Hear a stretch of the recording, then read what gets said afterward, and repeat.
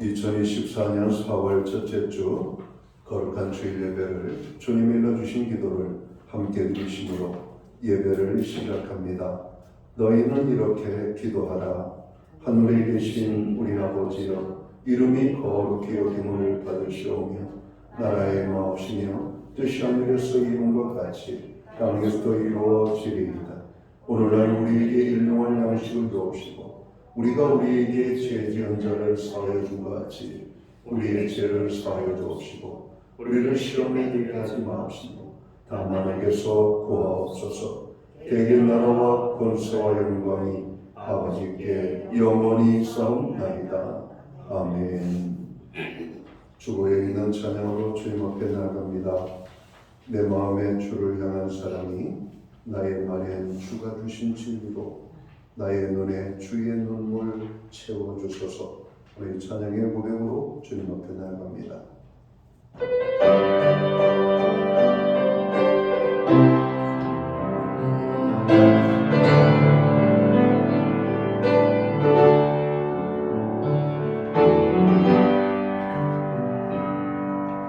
내 마음에 주를 향한 사랑이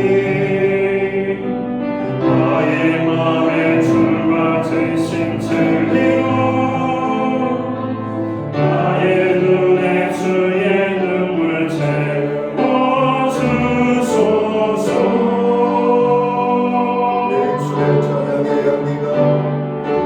내 입술에 찬양의 향기가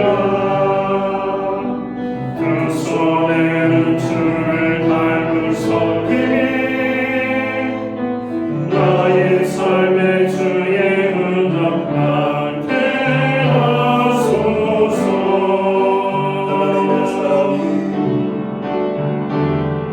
하나님의 사랑이 영원히 함께하리. 십자가의 길을 걷는 자에게 순교자의 삶을 사는 이에게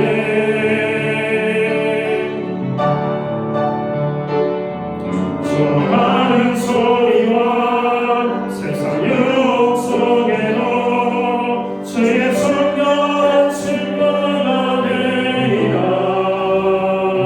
내 생명 주님께 드리리. 하나님의 사랑이 영원히 함께하리. 하나님의 사랑이 영원히 함께하리. 순교자의 길을 걷는 자에게 순교자의 삶을 사는 이에게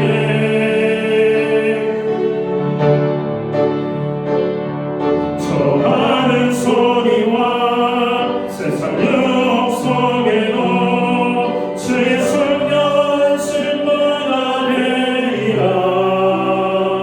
내 생명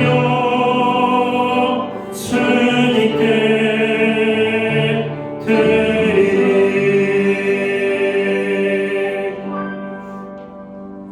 교동문 50번 시편 116편 말씀을 한 절씩 교독합니다. 여호와께서 내 음성과 내 간구를 들으심으로 내가 그를 사랑하는도다.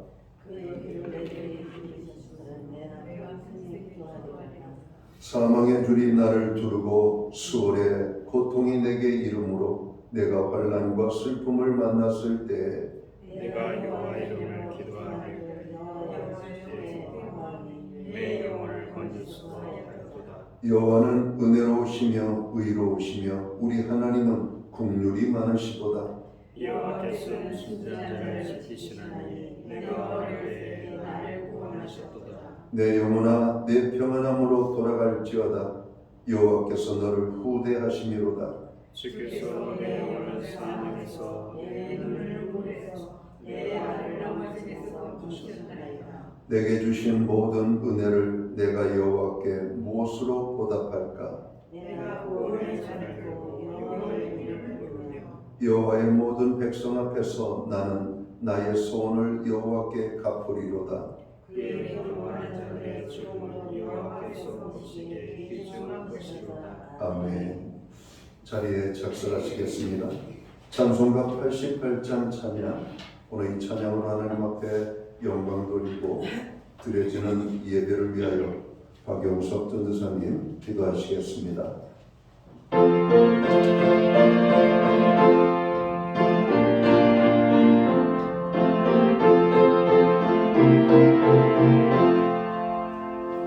내 진정선언하네 신부가 되시는 구주 예수님을 아름다워라.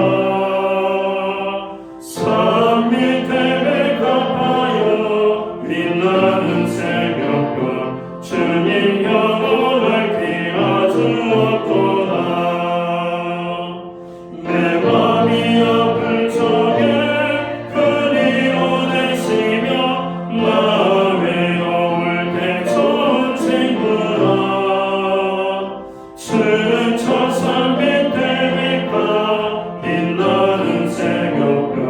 이 땅 위에 비길 것이 없도다.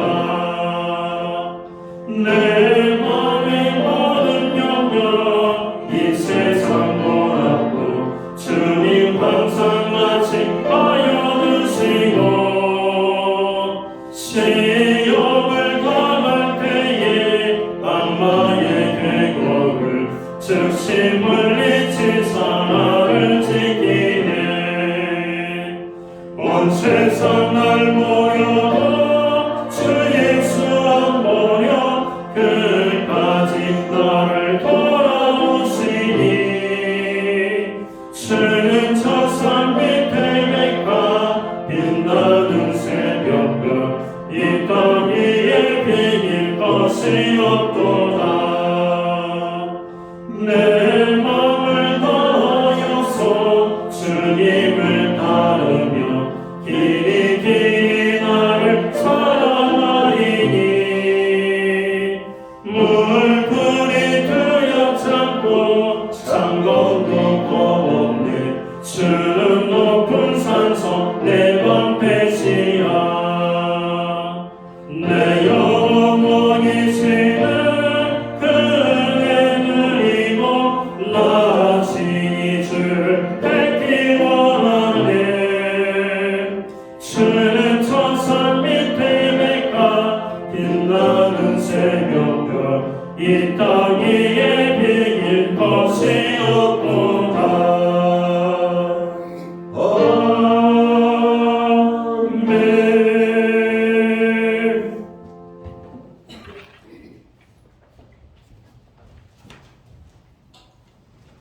아멘. 다 함께 기도드리겠습니다. 할렐루야. 사망 권세 이기시고 부활과 생명 되시는 예수님을 찬양합니다. 만물이 아름답게 꽃피고 싹 틔우는 이 계절에 주님의 아름다움과 사랑에 저희가 흠뻑 젖게 하시고 또한 오늘 드려진 예배를 통하여 주님의 자비와 은혜에 감사하며 기쁨으로 드리는 성령 충만한 예배 되게 하옵소서. 죄로 인하여 죽을 수밖에 없던 저희를 위해 죽으시고 부활의 능력으로 구원하셔서 하나님의 자녀가 되게 하심을 감사로 올려드리는 예배 되게 하옵소서. 아버지, 예수님의 부활을 믿지 못한 제자들이 부활의 예수님을 만나 담대히 부활을 전했던 것처럼 저희 또한 부활의 예수님을 믿고 우리 안에 의심과 두려움을 없애버리고 주님의 부활을 담대히 전하게 하시고 또한 이 땅의 소망이 아닌 부활의 소망으로 사는 저희들이 되게 하옵소서. 오늘 전능하신 하나님 앞에 예배드리는 심령 이외에 성령님 더 큰 주님의 은혜와 사랑을 부어주셔서 성령 충만을 받아 분열과 시기로 가득한 이 땅에 화평의 도구로 사용하여 주시고 저희가 기도할 때 치유와 회복의 역사가 일어나게 하여 주옵소서. 아버지, 이번 주는 국회의원을 뽑는 총선이 있습니다. 순조로운 선거 진행이 되게 하시고 부정불법은 사라지고 하나님의 뜻이 나타나 하나님의 공의가 강물같이 흘러넘치는 나라 되게 하옵소서. 또한 간구하는 것은 의료 파행이 빨리 정상화되어 국민이 온전한 치료를 받을 수 있도록 도와주옵소서. 주님, 신약교회를 위해 기도합니다. 저희 교회가 초대교회처럼 더욱 성령에 불타는 교회들이 하시고 많은 영혼들이 구원되며 성령 안에서 서로 사랑하고 격려하며 세상의 빛과 소금이 되는 교회가 되게 하옵소서. 오늘 말씀 전하시는 담임 목사님께 성령의 능력을 한없이 내려주시고 말씀을 듣는 저희가 하나님의 말씀을 가슴 깊이 새겨 그 말씀이 능력이 되고 힘이 되어 복음을 전하는데 전심을 다하여 살게 하옵소서. 우리 목사님 영육간에 항상 강건케 하시고 소망과 절망 가운데 있는 영혼들에게 또한 믿음이 없어서 방황하는 영혼들에게 주님의 생명과 능력의 말씀을 통하여 세우시고 일으키는 내 부족함 없이 채워주시고 더 능력 주시기를 간구합니다. 어려움 중에 있는 성도들을 주님 보살펴 주실 것을 믿고 부활하시고 우리의 능력 되시는 예수님의 이름으로 기도드립니다.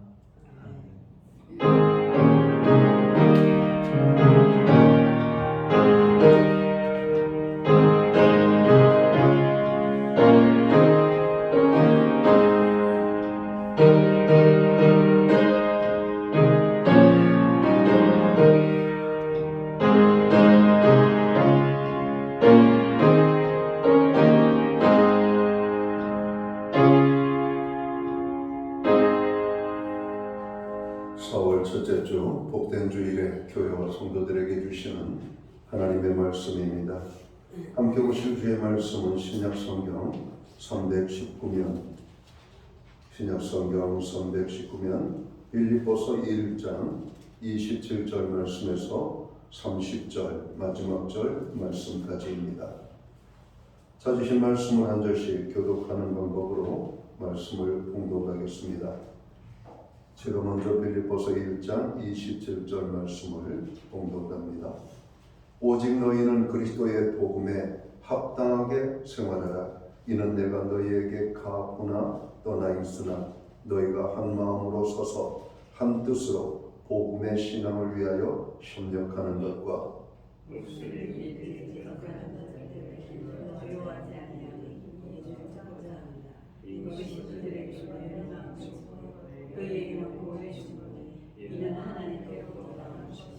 그리스도를 위하여 너희에게 은혜를 주신 것은 다만 그를 믿을 뿐 아니라 또한 그를 위하여 고난도 받게 하려 하심이라.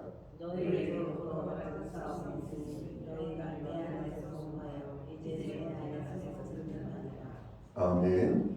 찬송가 50장 찬양, 우리 찬양 1절과 3절 찬양으로 하나님 앞에 영광 돌리고 드려진 헌물을 위하여 봉헌 기도 드리겠습니다.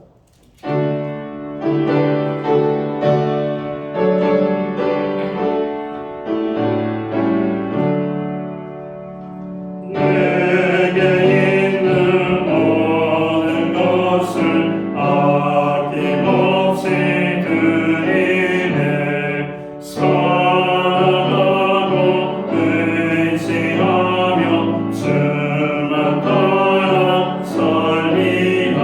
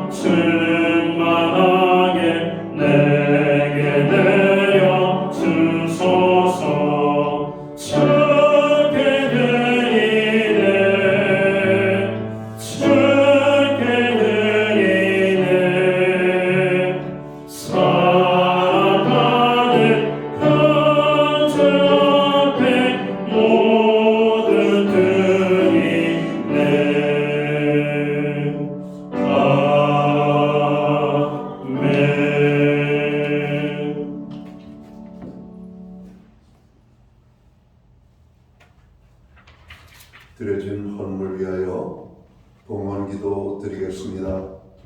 다 함께 기도합니다. 만복의 근원이 되시고 우리의 소망이 되시는 거룩하신 하나님의 선물을 찬양합니다. 오늘 우리에게 4월 첫째 주 거룩한 주일을 허락하시고 또 이 날을 기억하게 하시며 이날에 저희들의 발걸음을 이끌어 주셔서 주의 전에 모이게 하시고 예배함으로 영광 돌리게 하여 주심을 감사합니다. 하나님, 오늘 우리가 드리는 이 예배가 신령과 진정으로 드려지는 예배 되기 원합니다. 살아계신 하나님 앞에 거룩한 제사의 예배로 나아가는 교회와 성도들 되기를 원합니다. 우리의 예배를 기쁘시게 받으시옵고 예배하는 하나님의 사람들 한 사람 한 사람 위에 주께서 예배하신 풍성한 은혜의 축복으로 함께해 주시기를 간절히 소원합니다. 마음의 평강을 주시옵소서. 주님의 위로를 주시옵소서. 주님의 능력으로 붙잡아 주옵소서. 오늘도 주님의 손길로 어루만짐이 있는 곳들마다 회복이 되고 치유가 되어지고 온전케 되어지는 이 역사들이 오늘 예배에 참여한 하나님의 사람들 가운데 임하게 하여 주옵소서. 하나님, 오늘 우리가 드리는 이 예배를 기쁘시게 받으실 뿐만 아니라 정성된 헌물로 봉헌의 헌물을 드리오니 이 예물을 또한 기쁘게 받아 주옵소서. 드려진 모든 손길들을 기억하여 주시옵고 저들에게 큰 은혜와 축복으로 함께하여 주옵소서. 11조의 예물을 드립니다. 각종 제목의 감사의 예물로 나아갑니다. 목적성 헌물들과 주일헌금으로 드립니다. 주님, 오늘 드려진 모든 예물을 주님 흠량하여 주옵소서. 만복의 축복을 나리어 주옵소서. 영육간의 강건함을 주시옵소서. 부르짖어 간구하는 기도에 응답의 축복을 주옵소서. 손대는 일들마다 30배, 60배, 100배의 결실이 있게 하여 주시옵고 발로 밟는 지경을 넓혀 주시되 그 땅이 평화의 땅이 되게 하여 주옵소서. 가정에는 화목을, 우리의 일터와 생업과 기업에는 풍성의 축복을, 선물로 주신 자녀의 삶 속에는 하나님의 함께하심과 동행하심으로 인한 간증의 고백이 넘쳐나게 하여 주옵소서. 우리로 하여금 기도할 수 있는 은혜를 주심을 감사합니다. 특별히 중보기도로 우리가 힘쓰며 나아갈 수 있도록 도우심을 감사합니다. 오늘도 우리가 부르짖어 간구하는 모든 중보기도에 하늘의 문을 활짝 열어 주옵소서. 응답의 축복이 임하게 하여 주옵소서. 나라와 민족을 위하여, 교회와 성도들을 위하여, 연약한 지체들과 고통 중에 있는 형제 자매들을 위하여, 가정과 자녀들을 위하여 주님 우리가 간구하오니 부르짖는 모든 기도들마다 이루어 주옵소서. 응답의 축복을 주옵소서. 무엇보다도 우리의 가정이 말씀 위에 세워지는 가정, 여호와를 경외하는 가정, 구원의 기쁨이 넘치는 가정이 될 수만 있도록 오늘도 가정을 위하여 간구하는 그 모든 기도를 받아 주시옵소서. 이름을 부르며 간구하는 그 심령들마다 구원의 은혜가 임하게 하여 주옵소서. 가정을 통하여 하나님 우리의 삶 속에 복 주시는 것을 다시 한번 깨닫게 하여 주옵소서. 특별히 주의 손길이 꼭 필요한 심령들이 있습니다. 마음이 상한 자들, 오늘도 여러가지 세상의 시험과 환난으로 인하여 고통 중에 있는 자들, 질병으로 인하여 아픔과 괴로움이 아버지 하나님 가득한 모든 심령들, 주님의 손길이 꼭 필요합니다. 오늘 예배의 자리에 주님 임하여 주셔서 저들의 그 상한 심령과 마음과 주님 모든 아픔들, 기도의 제목들 위에 주님 큰 은혜를 더하여 주시옵소서. 하나님의 은혜로 새롭게 힘을 얻고 돌아가는 저희의 삶의 자리가 되도록 주관해 주옵소서. 특별히 질병 가운데 있는 자들을 주님 어루만져 주시사 여호와는 치료하는 광선이라 말씀했사오니 하나님의 치유의 은혜가 저들 삶 속에 나타나게 하여 주옵소서. 우리로 하여금 드릴 수 있는 환경과 믿음으로 드리게 하심을 감사합니다. 드려진 예물 사용되는 곳에 주님의 영광이 나타나고 하나님의 나라 확장을 위하여 쓰여지며 주의 복음이 땅끝까지 전파되는 일에만 온전히 아름답게 사용되게 하여 주옵소서. 드려진 모든 손길, 또 마음으로 드리는 심령들, 또 믿음으로 드리는 심령들, 또 환경은 연약하지만 주님 앞에 더 많은 것으로 쓰임받기 원하는 오늘 여기에 모여 예배드리는 하나님의 사람들 한 사람 한 사람 모두에게 큰 축복으로 주님 역사하여 주옵소서. 이 모든 말씀을 우리 구주 예수 그리스도의 이름 받들어서 감사드리옵고 봉헌기도 드리옵나이다. 아멘.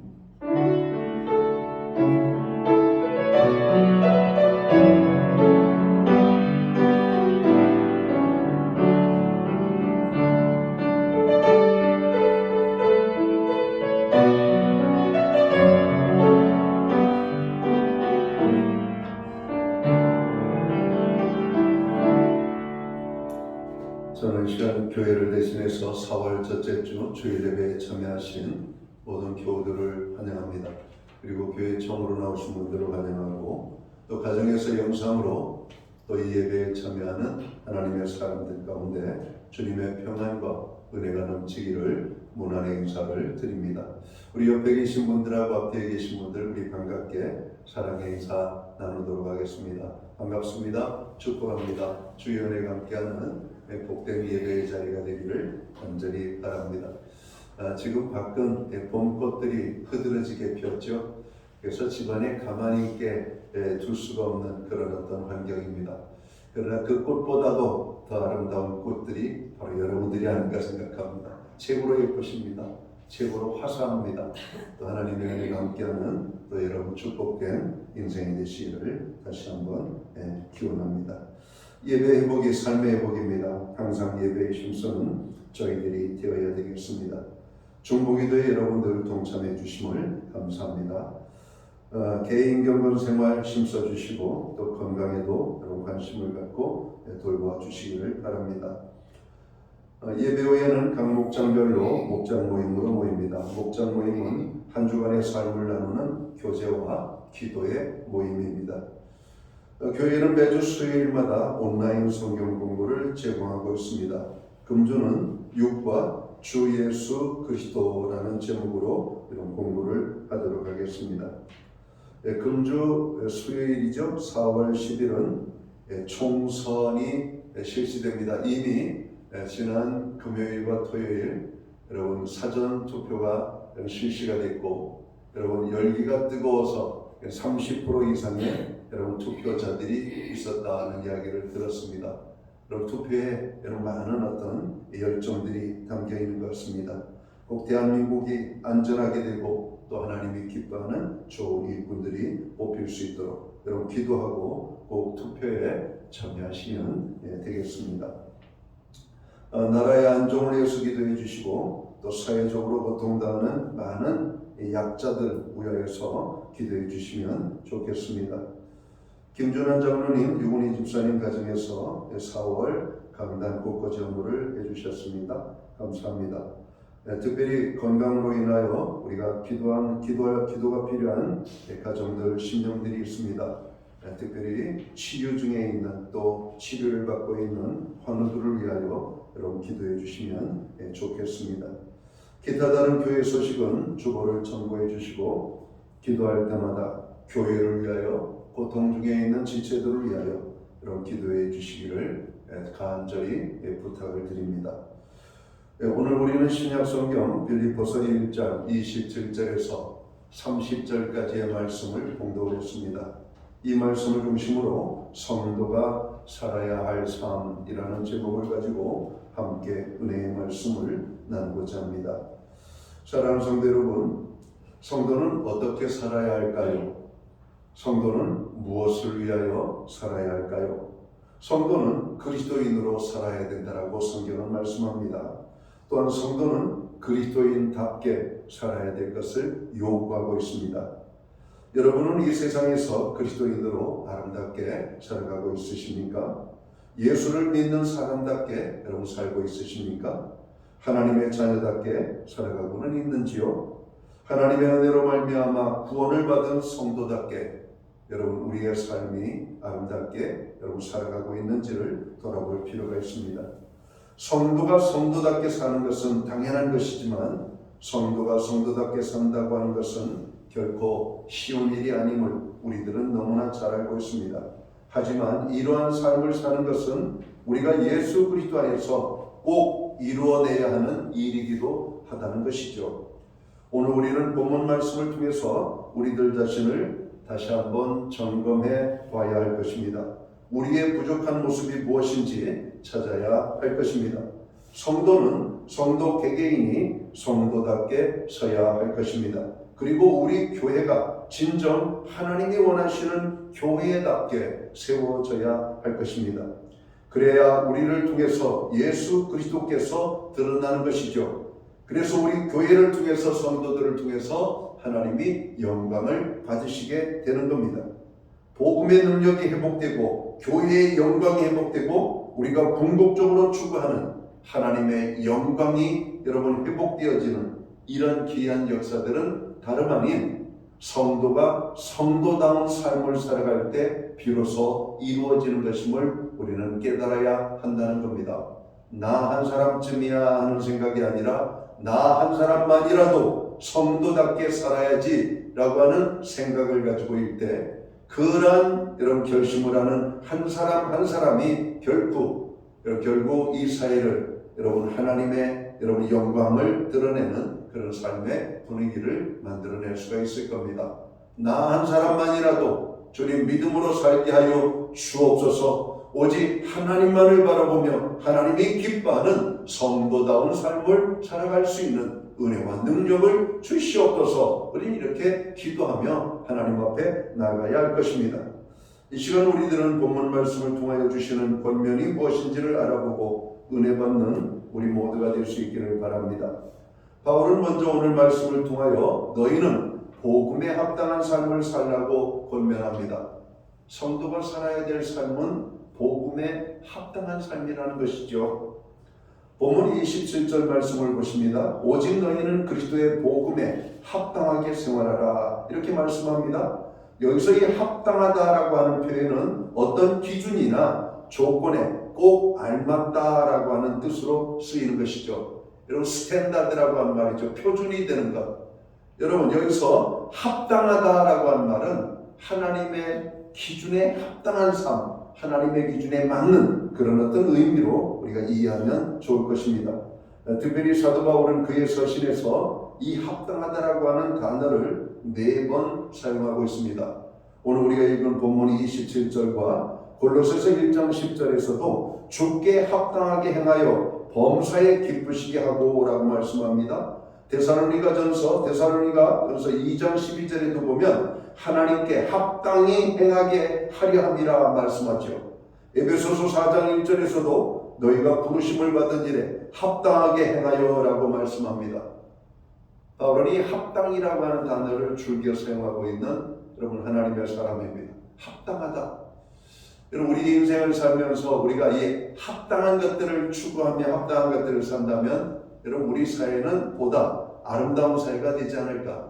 야, 너 그렇게 하는 것이 합당치 않은 것 같은데 우리가 이렇게 하는 것이 합당한 것 같은데 여러분 이런 것들이죠. 합당을 추구하고 여러분 우리가 합당하게 삶을 사는 사람이 많아질수록 그 사회는 안정감을 여러분 유지할 수가 있고 그런 평화로운 사회를 만들 수가 있을 겁니다. 오늘 27절 말씀을 보면 시작의 단어가 오직이라고 하는 단어를 썼죠. 헬라어로 이것은 모논이라고 하는 단어인데요. 이는 헬라어 용법에서 강조하고자 하는 의미로 쓰이는 표현입니다. 우리가 모노라고 하는 말은 오직 하나 이런 말이죠. 하나. 그럼 오직이라고 하는 말은 오직 그냥 그것만이 최고다 이런 의미의 그런 어떤 것들이죠. 그러니까 빌립보 성도들의 삶 가운데에서 가장 우선해야 하는 것이 바로 복음에 합당한 삶이라고 하는 겁니다. 복음에 합당한 삶. 야, 성도는 모름지기 이것이 가장 우선 순위에 여러분 적용되어져야 돼. 그래서 오직 모논이라고 하는 단어를 쓴 거예요. 오직 복음에 합당한 삶이 우리가 살아야 될 첫 번째야 그 어떤 것보다도 우선에 두어야 될 여러분 항목이라고 하는 사실입니다. 복음에 합당한 삶, 복음에 합당한 삶은 구원의 기쁨 속에서 구원의 복음을 아름답게 우리의 삶을 통해서 여러분 삶을 살아내는 것이 복음에 합당한 겁니다. 여러분 누가 하나님의 기쁨을 위해 살겠어요? 구원받은 사람, 또 구원의 기쁨이 넘치는 사람, 구원의 은혜가 여러분 있는 사람. 그러니까 여러분 이 복음에 합당한 삶이라고 하는 것은 구원받음을 분명히 인식하고 그 구원의 삶이 우리의 생활을 통해서 나타나지는 것, 이게 복음에 합당한 삶이라고 하는 것이. 사람들은 저마다 삶의 우선순위가 있습니다. 어떤 사람은 건강을 최우선에 두지요. 어떤 사람은 재물에 최우선을 두고, 어떤 사람은 명예나 권력에 최우선을 둡니다. 어떤 사람은 자녀들이 최우선이 되죠. 우리들의 삶은 결국 우선순위에 따라서 우리의 삶의 방향이 결정이 될 겁니다. 그리고 그 일을 위해서 가장 많은 관심과 시간과 열정을 쏟게 될 것입니다. 따라서 무엇이 우선순위에 있느냐에 의해서 그의 삶의 모습이 결정되어진 것입니다. 바울은 예수 그리스도를 만난 이후로 하나님의 복음과 함께 고난받는 것을 삶의 최우선순위로 삼았던 것을 기억합니다. 하나님의 복음을 전할 수 있는 곳이 있다면, 하나님의 복음을 전할 수 있는 기회가 있다면, 그것이 감옥이든 시장이든 여러분 궁전이든 어디든지 사람들을 만나는 곳에서 바울은 하나님의 복음을 증가하기를 힘썼던 것을 우리가 보게 되면 바울의 삶의 우선순위는 복음에 있었음을 우리는 잘 알게 됩니다. 성경의 오늘 본문 27절에 보면 또한 생활하라라고 하는 단어가 등장을 합니다. 이 말은 헬라의 폴리튜마이라고 하는 단어를 썼는데 여러분 이 시민이 된다라고 하는 말이에요. 시민이 된다, 생활한다. 이 말은 그러니까 시민으로서의 의무를 이행하다라고 하는 의미죠. 당시 헬라적 사고에서의 시민은 단지 자신의 이익을 위해서 사는 사람이 아니라 시민이라 하면 공동체의 일원으로서 공동체의 이익을 위해 자신의 능력을 극대화해야 하는 삶을 사는 사람, 바로 이것이 생활하라라고 하는 단어가 가지고 있는 의미입니다. 그러니까 참된 시민은 시민으로서의 권리만 누리는 것이 아니라 시민답게 자신이 해야 할 일들 결코 무시하거나 뒤로 밀어넣지 않는 사람을 말하는 것이에요. 그런데 바울은 이 표현을 우리 믿는 사람들에게 적용을 하고 있는 겁니다. 즉 그리스도인들은 하나님 나라의 시민이라고 하는 겁니다. 우리가 잘 아는 빌립보서 3장 20절의 말씀을 보면 우리의 시민권은 하늘에 있는지라 이렇게 분명하게 선언합니다. 따라서 본문에서 복음에 합당하게 생활하라라고 하는 이 말은 하나님 나라의 시민된 그리스도인이라면 마땅히 하나님 나라의 시민답게 여러분 하나님 백성으로서의 삶을 온전하게 생활해야 될 것을 말하고 있는 것이에요. 즉 하나님의 나라의 시민답게 자신의 의무와 책임을 다해야 한다는 것입니다. 바울 당시 빌립보 사람들은 두 가지 자긍심을 가지고 살았어요. 하나는 그들이 로마의 시민이라고 하는 자긍심, 그리고 이 빌립보라고 하는 도시에 사는 것이 하나의 자긍심이었습니다. 우리나라에도 사람들이 여러분 살기 편안하게 생각하고 살기 좋게 여기는 그런 곳들이 있죠. 강남, 성남의 분당, 그리고 공무원들이 가장 많이 모여 사는 세종 신도시. 여러분 우리가 사람들이 살기 좋아하는 그런 도시들이 있잖아요. 여러분 오늘 바울이 복음을 전가하던 그 당시 빌립보 사람들이 가지고 있는 자긍심은 여러분 두 가지, 로마의 시민권자라고 하는 것, 그리고 빌립보라고 하는 이 도시에서 생활한다는 것. 여러분 빌립보라고 하는 도시는 로마의 황제를 위하여 새롭게 세워진 여러분 신도시 도시입니다. 여러분 여기에는 황제를 여러분 기념하기 위해서 여러분 건설한 도시였기 때문에 많은 로마의 귀족들이 와서 살았죠. 로마의 관리들이 살았고, 왜? 상징성을 의미했기 때문에. 여러분 세종에 우리가 행정 수도를 옮겼잖아요. 그래서 여러분 행정부에 여러분 국가의 기관들이 수많이 많이 들어가 있습니다. 여러분 거기에 공무원들이 여러분 정말 많이 따라 들어가고 그럼 세종 신도시 여러분 빌립보라고 하는 도시를 세워놓고 황제를 기념했어요. 거기에 수많은 로마 여러분 권력자들이 들어와서 살았고 여러분 그 빌립보라고 하는 도시는 생활시설을 정말 충족히 갖춘 정말 자립도 만족도가 높은 그런 도시였기 때문에 로마의 시민권자로서 빌립보에 산다라고 하는 것은 대단한 여러분 자긍심이었던 것이죠. 하지만 바울은 이러한 자부심과 자랑보다 우선해야 하는 것이 있다라고 말합니다. 그것은 바로 하나님 나라의 시민권으로서 여러분 시민권자로서 하나님 나라 백성으로 사는 겁니다. 성도는 우리의 시민권이 하늘에 있음을 알아야 합니다. 그리고 하나님 나라의 시민답게 살아야 합니다. 이것이 바로 복음에 합당한 삶이라는 것이죠. 성도 여러분, 오늘 우리의 삶에서 최우선을 차지하고 있는 것은 무엇입니까? 세상 사람들이 우선으로 생각하는 것을 우리도 우선하고 있지는 않습니까? 우리는 본문에서 바울이 가슴 깊이 그리고 호소하고 권면하는 이 뜨거운 말씀에 여러분 귀를 기울여야 할 것입니다. 우리는 이 세상으로부터 구별된 성도라고 하는 것이죠. 그렇다면 우리는 마땅히 성도답게 하나님 나라의 시민답게 살아야 한다는 것입니다. 성도는 복음으로 말미암아 기뻐하는 복음에 합당한 삶을 살아야 할 것을 바울은 권면하고 있는 것입니다.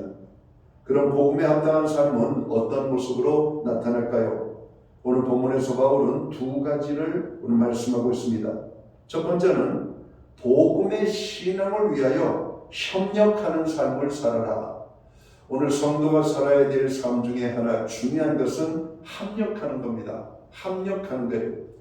우리가 히브리서 10장 24, 25절에 보면 서로 성도들끼리 돌아보아 사랑과 선행을 격려하고 모이기를 힘쓰는 사람이 되라 이렇게 말하고 있죠. 빌립보서 2장에서도 하나님의 사람들은 자기만 생각하고 자기만 하는 사람이 아니라 다른 사람도 생각하고 다른 사람들의 연약함에 함께 참여해서 그를 도와주라고 말하고 있습니다.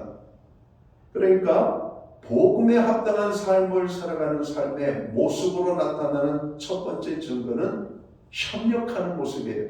오늘 우리가 예배를 드리기 위하여서 여러 곳에서 이 자리에 모였습니다. 여러분 여기까지 오는데 어떤 사람은 도보로, 어떤 사람은 대중교통으로, 어떤 사람은 승용차로, 또 어떤 사람은 또 멀리에서, 어떤 사람은 가까이에서 아마 이곳까지 왔습니다.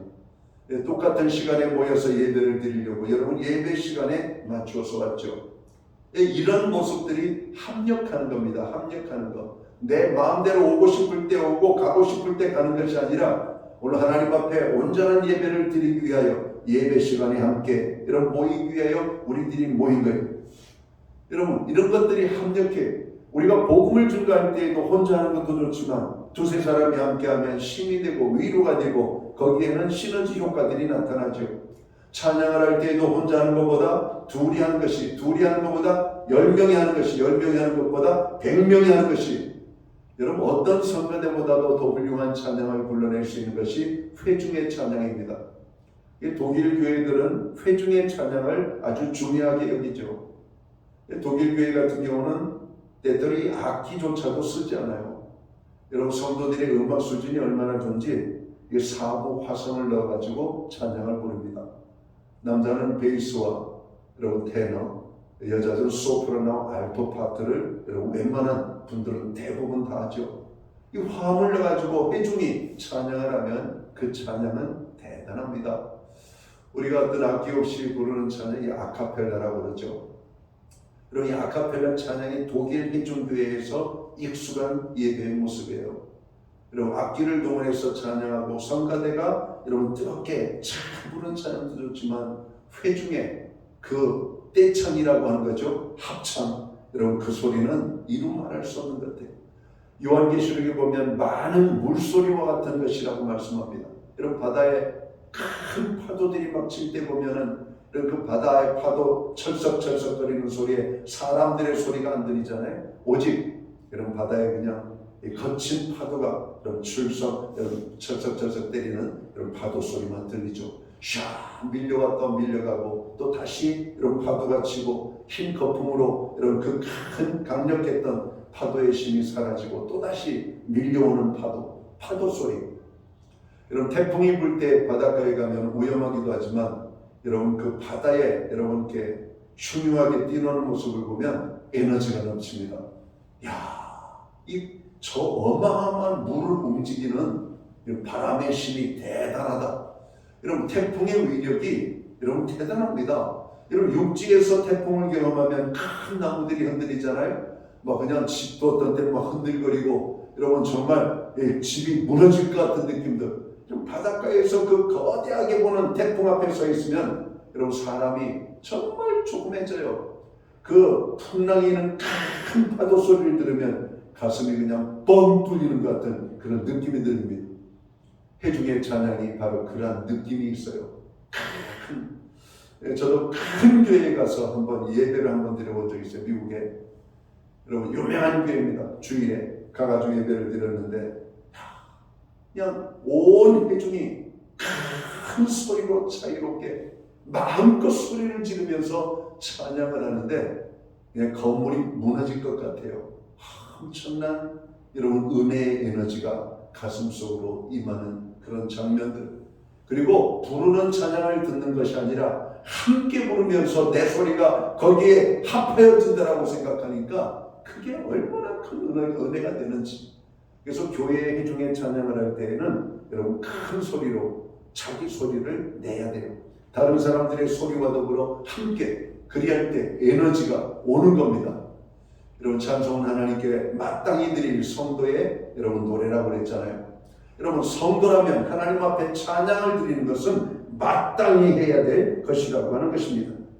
오늘 복음에 합당한 삶을 대해서 오늘 바울은 협력하는 것이다 이렇게 말합니다.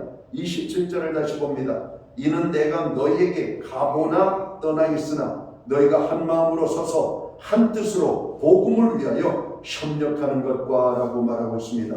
여기서 바울은 먼저 빌립보 교회 성도들이 한 마음으로 서서라고 권면합니다.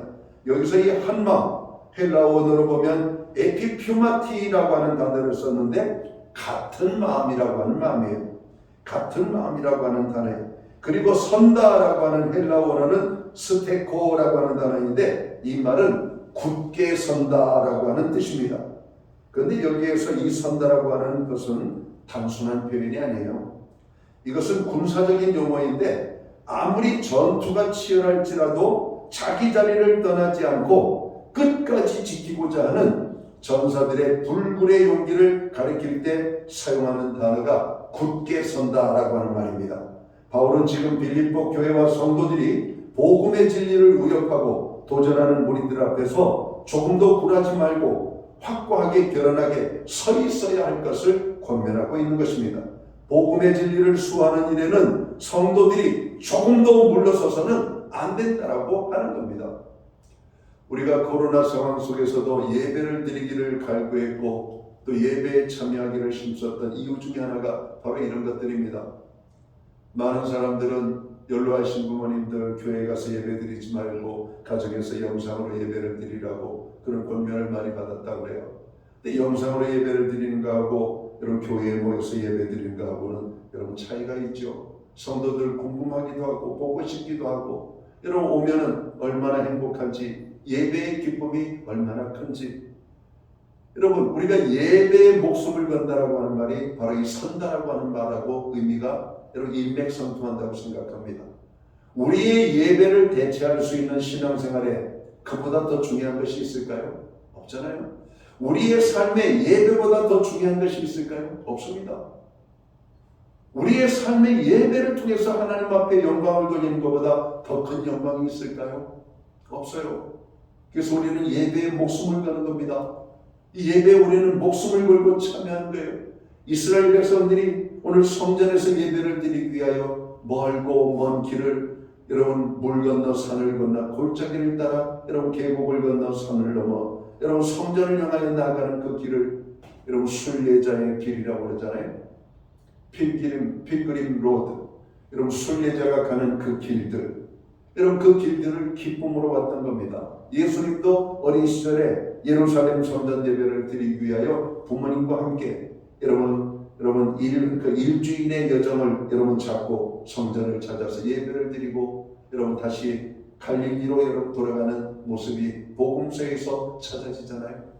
여러분 성전을 찾는다는 게 얼마나 큰 축복인지, 우리가 예배의 자리에서 내 자리에 여러분 찾는 것이 얼마나 기쁜 것인지를 우리는 알아야 됩니다. 성도가 살아야 될 삶은 바로 이런 것들, 복음에 전혀 요동하지 않고 흔들리지 않는 거에 타협하지 말아야 될 것들이 있다는 거죠. 다른 어떤 것들은 다 내려도 되지만 하나님의 영광을 위해서는 우리가 어떤 것도 양보를 해서는 안 되는 겁니다. 이를 위하여 빌립보 교회와 성도는 한 뜻으로 협력해야 할 것을 바울은 말하고 있는 겁니다. 여기에서 협력한다. 오늘 헬라 원어로 보면 스나드레오라고 하는 단어인데, 이것은 군대나 단체 경기에서 사용되는 용어죠. 군대나 단체 경기에서는 어느 한 사람만의 능력으로 승리에 이르지 못하죠. 협력한다. 군인들이 대오를 벌이고 진영을 갖추고 함께 여러분 적을 대적해서 싸울 때 여러분 그 파워는 대단하죠. 우리나라 6.25 전쟁 거의 다 여러분 이렇게 전쟁에 승리할 즈음에 압록강 너머에서 이런 중공군 120만 명이 여러분 대한민국을 향해서 쳐들어왔잖아요. 30만의 대군이 막 쳐들어오고 속절없이 중공군 인해 전술에 의하여서 죽여도 끊임없이 밀려오는 그 중공군 때문에 결국은 밀고 밀리는 공전을 하다가 여러분 1953년에 휴전선이 그어지고 남북은 분단된 거 아닙니까? 여러분 오늘 중공군의 개입이 없었더라면 여러분 이 땅은 우리가 통일되고 아름다운 땅에서 살았을 겁니다. 그런데 돌아보면 이렇게 이런 것들이 나라가 분단된 것들 때문에 우리에게 몇 가지 좋은 것들이, 제 개인적인 생각이에요. 이거는 생각과 사상과 사념과 이념이 여러분 너무나 달랐던 사람들이 갈라짐으로 대한민국은 오히려 하나가 될 수 있었다는 사실을 알 수 있습니다. 얼마나 이 땅이 혼란했습니까? 하나가 되지 못하는 이유들이 자기의 주장과 고집들, 공산주의를 주장했던 사람들과 자유민주주의를 추구했던 사람들, 여러분 분단된 70년의 결과가 여러분 우리의 삶의 생활을 통해서 보여주고 있지 않습니까? 북녘에 사는 사람들은 어떻게 하든지 대한민국 땅으로 넘어오려고 몸부림을 치고 있잖아요. 여러분 분단된 바로 직전에는 여러분 북한 땅이 우리 남한 땅보다 훨씬 잘 살았던 땅입니다. 그런데 그 땅에 여러분 주인이 돼서 차지했던 사람들은 지주들의 땅을 다 빼앗았죠. 그리고 국유화시켰죠. 배급제도를 정착시켰죠. 대한민국은 어땠습니까? 대한민국의 지주들을 설득해가지고 이 땅을 여러분 가난한 자들에게, 여러분 소작농들에게 여러분 나눠주죠. 그리고 국가는 그거에 대한 적당한 보상을 해주고, 그래서 부자도 가난한 자도 함께 잘 사는, 그래서 자기 땅을 가지고 있다는 여러분 농지개혁법이 대한민국 땅에서 실시되어진 것 아닙니까? 땅이 없던 사람들이 땅이 생기고 열심히 일하면 이 땅을 더 넓힐 수도 있다라고 하는 희망을 가진 것이 대한민국이에요.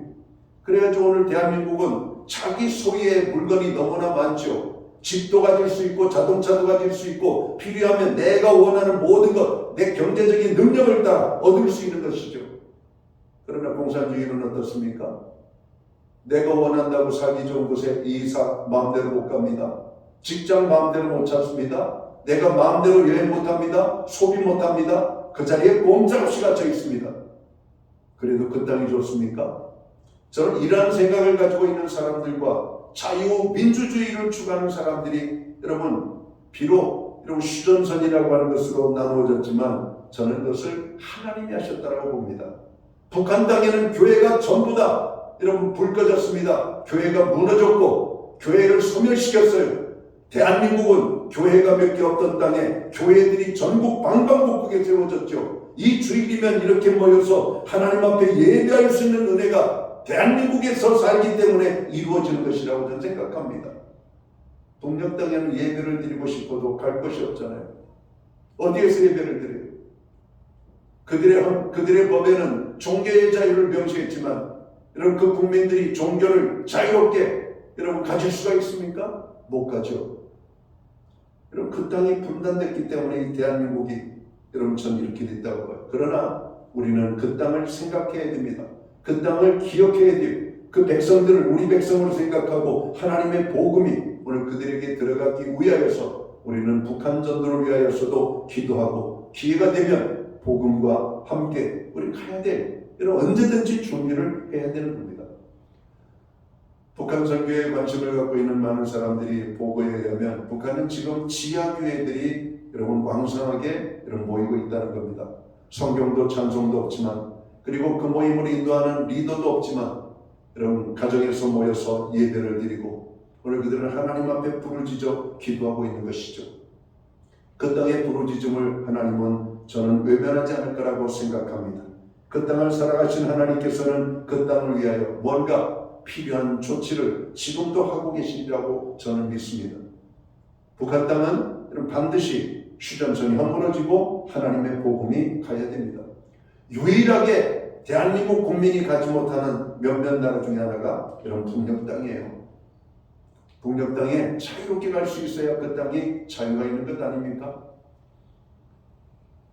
오늘 사도 바울은 빌립보교의 성도들을 향하여 협력해라 이렇게 말하고 있습니다.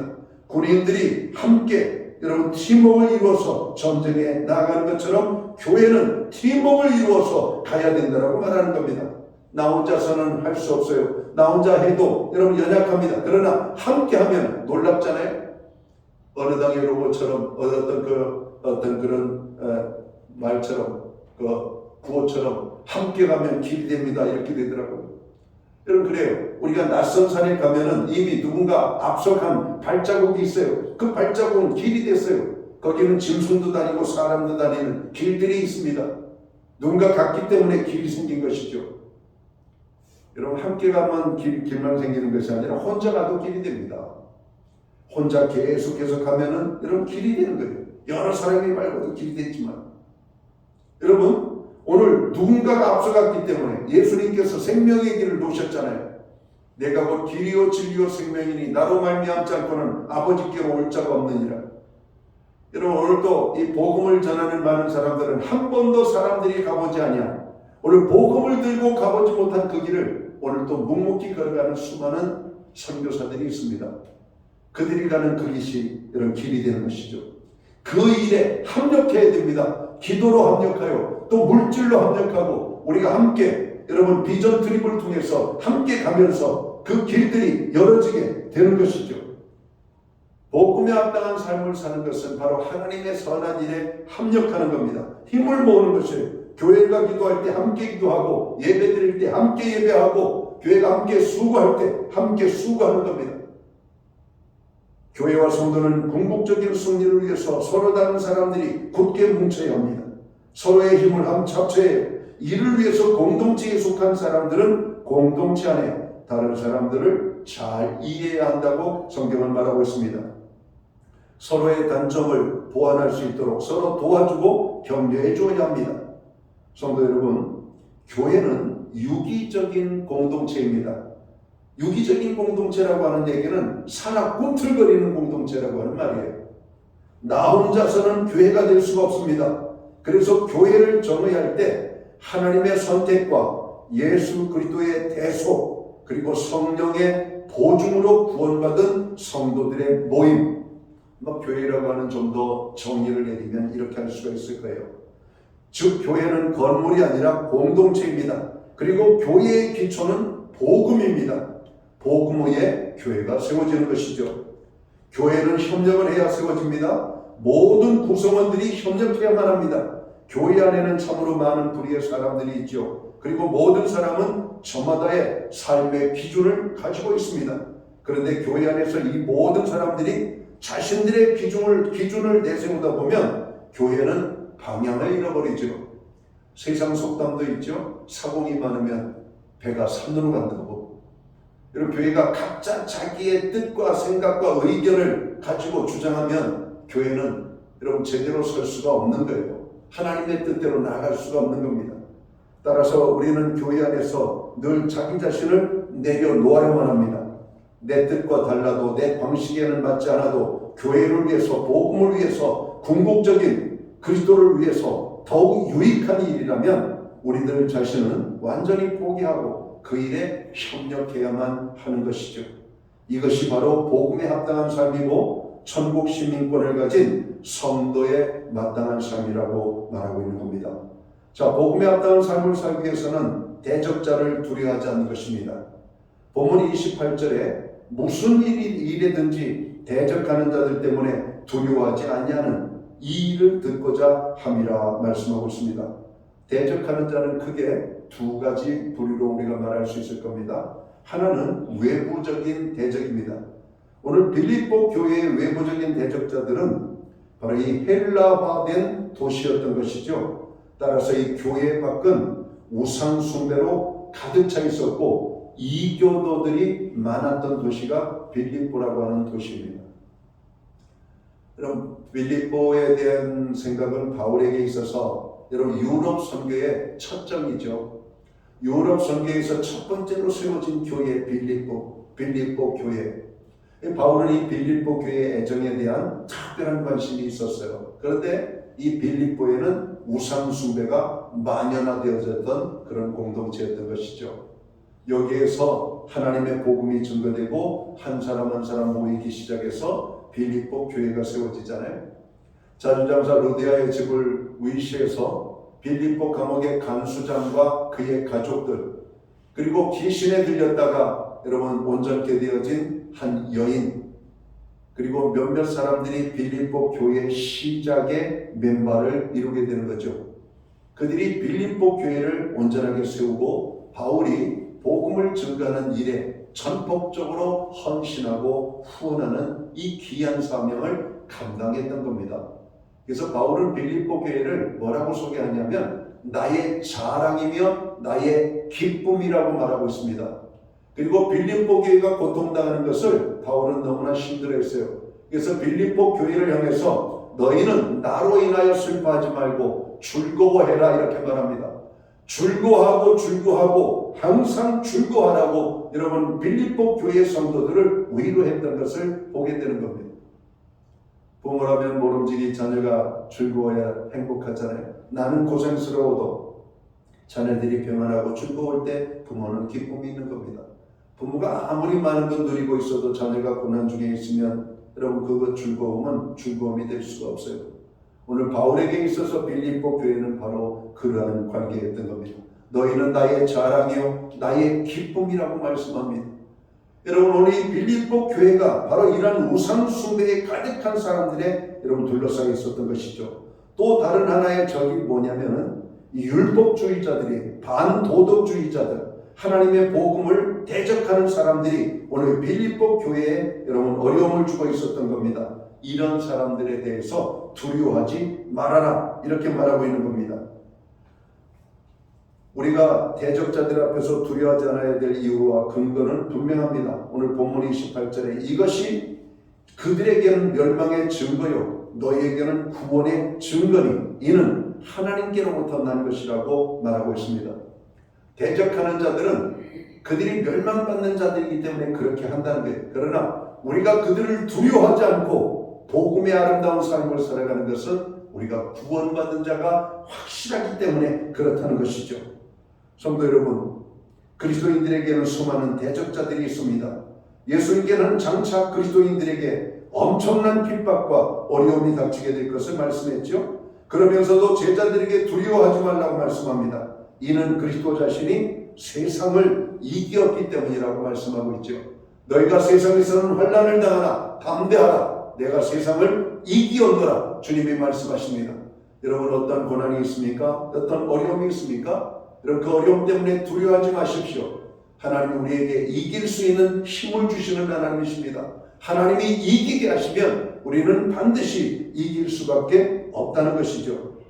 사랑하는 성도 여러분 이제 말씀을 정리합니다. 우리는 복음을 가진 사람들입니다. 예수 그리스도의 복음을 가진 성도들이에요. 이 복음으로 인해 구원에 이르는 자들입니다. 이 땅에 발을 딛고 살지만 저 영원한 하나님 나라의 시민권을 가지고 살아가는 사람들이 바로 저와 여러분들입니다. 그렇다면 우리는 마땅히 복음에 합당한 삶을 살아야 할 것입니다. 또한 우리들은 복음의 신앙을 위해서 주의 몸된 교회를 위해서 협력해야만 합니다. 마음이 하나 되어 굳게 뭉쳐야 합니다. 우리를 대적하는 그 어떤 존재 앞에서도 두려워하지 말아야 할 것입니다. 하나님은 우리에게 승리할 수 있도록 믿음과 용기를 주시는 하나님이시기 때문에 그렇습니다. 바라기는 우리 모든 성도들이 이 어지럽고 혼탁한 시대에 오직 복음을 굳게 붙들고 복음에 합당한 생활을 통해서 주님의 기쁨이 되고 주님 안에서 평안을 누리는 복된 성도들이 되시기를 주의 이름으로 축원합니다. 기도합니다. 하나님 아버지, 마지막 때를 살아가는 교회와 성도들, 주님은 우리에게 권면합니다. 성도의 삶을 살으라고, 복음에 합당한 삶을 살으라고 권면합니다. 주님, 복음에 합당한 삶을 살아갈 수 있는 믿음과 은혜와 축복을 더하여 주옵소서. 우리에게 주어진 하나님 은혜를 통하여 하나님의 영광을 드러내는 복음에 합당한 삶을 살아가는 우리 모두와 교회가 될 수 있도록 저희들을 축복해 주옵소서. 예수님께 하신 이름으로 기도하옵나이다. 아멘. 자리에서 함께 일어나셔서 찬송가 508장 찬양 1절 찬양 드리고 축도함으로 오늘 예배를 마칩니다.